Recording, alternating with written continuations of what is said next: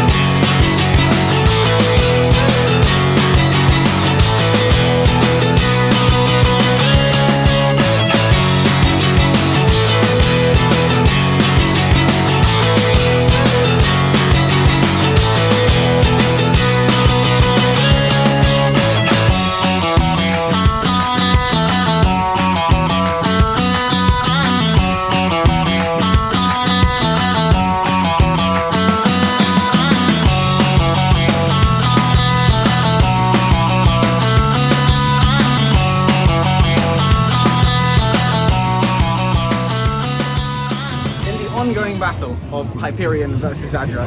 Zadra is definitely the better roller coaster.